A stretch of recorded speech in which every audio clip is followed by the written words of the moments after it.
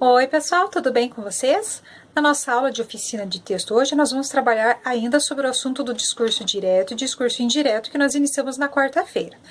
Nesta aula, nós vamos trabalhar com a correção das páginas 160 e 161 e no outro vídeo nós vamos falar um pouquinho mais sobre o discurso direto e indireto, como passar um discurso direto para a forma indireta. Então, não deixe de assistir a sequência desses dois vídeos, ok? Vamos lá! Muito bem, pessoal, vamos começar aqui pela questão 1 da página 160, sobre a tirinha aqui do Papa Capim. Na aula de quarta-feira, via Meet, de língua portuguesa, nós já conversamos um pouquinho sobre essa tirinha, fizemos a leitura, comentamos qual que é a crítica que essa tirinha traz, então agora nós vamos trabalhar com a correção das questões que tinha ficado de tarefa para vocês. Letra A. Como se chamam os dois personagens e o que eles estão fazendo?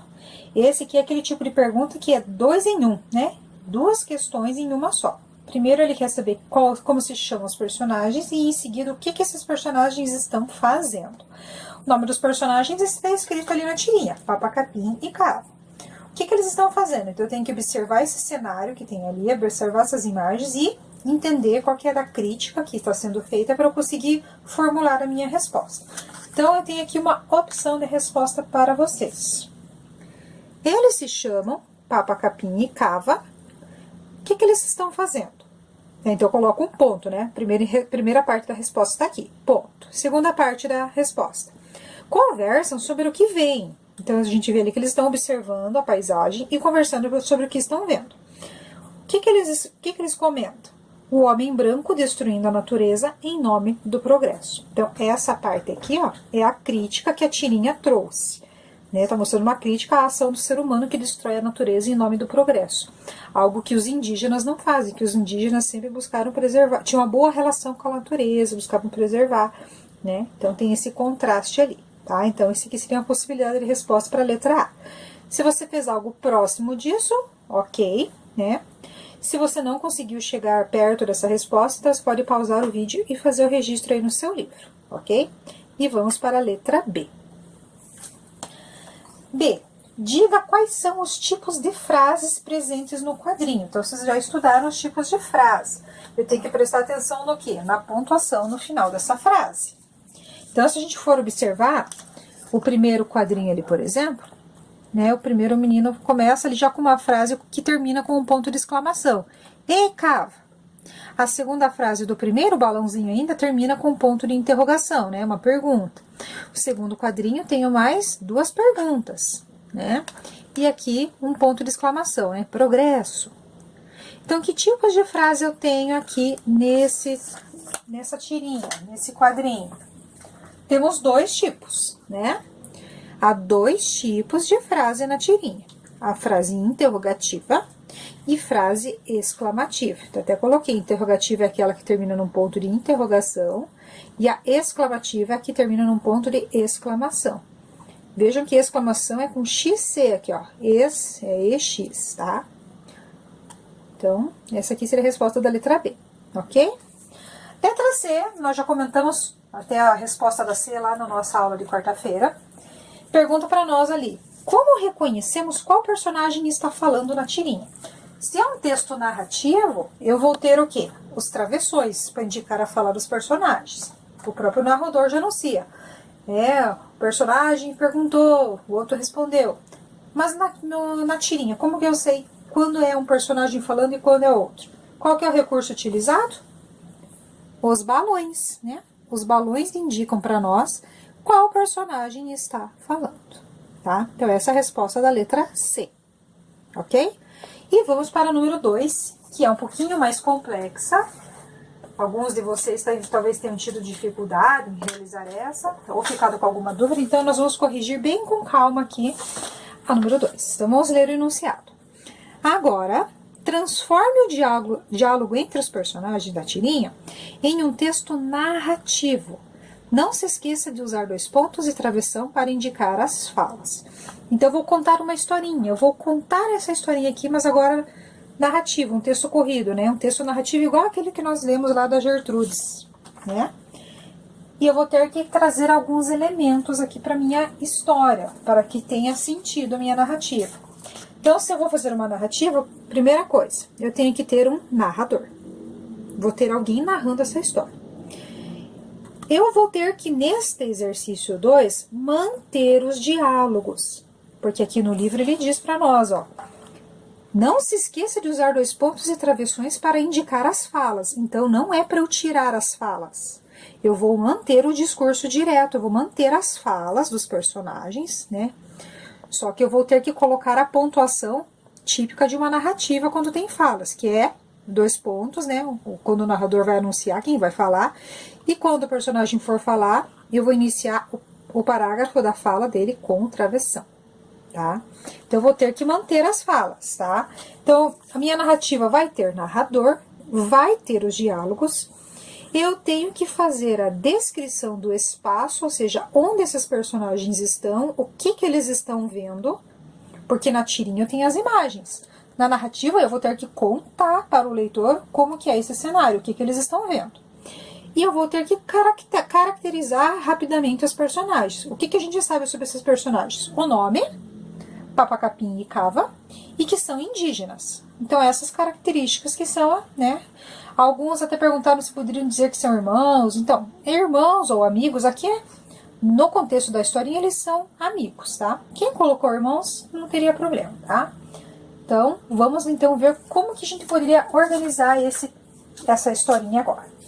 Então, eu fiz aqui um passo a passo para vocês. Vou colocar aqui esse fundo escuro. Então, eu coloquei aqui uma sugestão. Vamos começar apresentando quem são os personagens e o espaço, onde eles estão.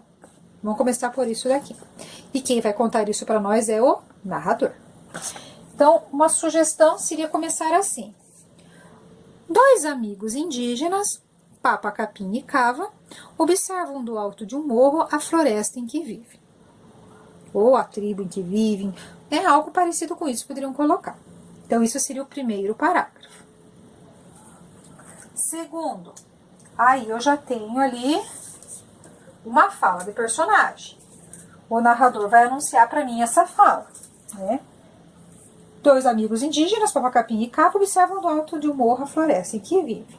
Quem que é o primeiro a falar lá na narrativa? Ó, ele diz lá, ei, Cava. Então, se ele está chamando o Cava, quem fala primeiro é o Papa Capim.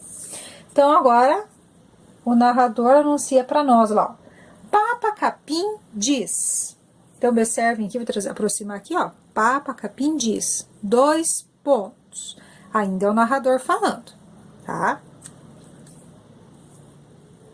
Agora, vem a fala do personagem. O que o Papa Capim diz? Então, eu vou colocar lá, ó.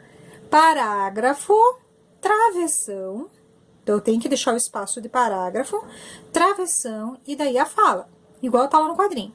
E Cava, então a frase que eu copiei lá do quadrinho. O primeiro balãozinho. Mas coloca lá, parágrafo, travessão. Tá? Então, terminou a fala do primeiro personagem, vamos para o segundo. Segundo, essa é a continuação, na verdade. Quem que vai falar agora? Vamos ver lá? Deixa eu tirar aqui de baixo. Quem fala agora é o amigo, é o Cava, que ele faz a pergunta. E aquilo, Papa Capim, como os caraibas chamam aquilo? Aquilo o quê? No quadrinho a gente tá vendo, que ele tá apontando para esse campo desmatado. Na minha narrativa eu vou ter que contar o que ele estava olhando. Então, uma sugestão seria assim. Cava pergunta, apontando para um campo desmatado. 2 pontos. Tá? Então, aqui eu estou dizendo aquilo que o menino falou é um campo desmatado. Tá? 2 pontos. Agora vem a fala dele, que é a pergunta que ele faz pro amigo, né? E aquilo, Papa Capim? Como os caraíbas chamam aquilo? Parágrafo, travessão. Por que eu coloquei as 2 perguntas juntas? Porque foi o mesmo personagem que fez essas 2 perguntas ali no mesmo quadrinho. Então, eu posso colocá-las juntas, tá? Porque é o mesmo personagem que fez as 2 perguntas, tá? Então, parágrafo, travessão. Ó, veja que cada fala fica num parágrafo, ó. Tô separando para vocês verem. Aí, na sequência, os 2 estão ali observando, né? O amigo responde. Né? O amigo responde. 2 pontos.